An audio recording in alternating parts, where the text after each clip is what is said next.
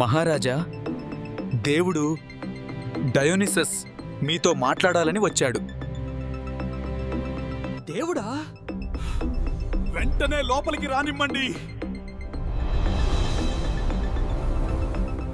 King Midas, నా స్నేహితుడు సైలీనస్ కు సహాయం చేసినందుకు నేను మీకు వరం ఇస్తాను.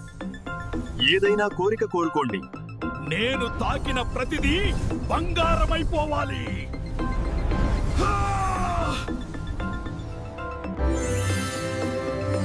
అయితే మరుసటి రోజు ఉదయము మైడస్ ఒక పువ్వును తాకుతాడు, బంగారం అవుతుంది.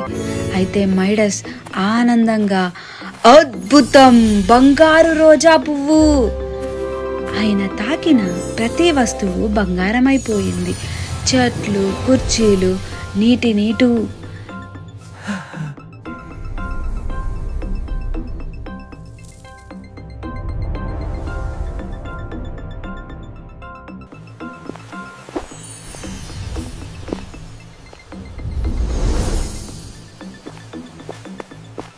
మైడస్ రొట్టెను పట్టుకోగానే అది బంగారం అవుతుంది. అయితే మైడస్, ఇది ఎలా తింటాను, నీళ్ళైనా? చేతికి తగిలిన వెంటనే నీళ్లు కూడా బంగారం అవుతాయి. అమ్మాయి ఆయనను హత్తుకుంటుంది, బంగారు విగ్రహమైపోయింది.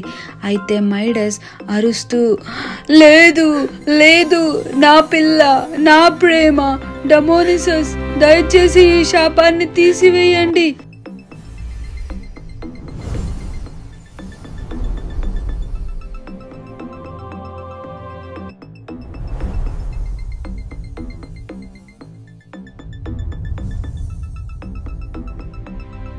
రామైడస్, ఇప్పుడు అర్థమైందా?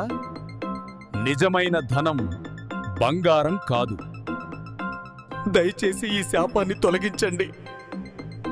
నాకు నా పిల్ల చాలు, నా జీవితం చాలు. పాక్టోలస్ నదిలో నీ చేతులను కడుగు. నీ శాపం అక్కడే మాయమవుతుంది.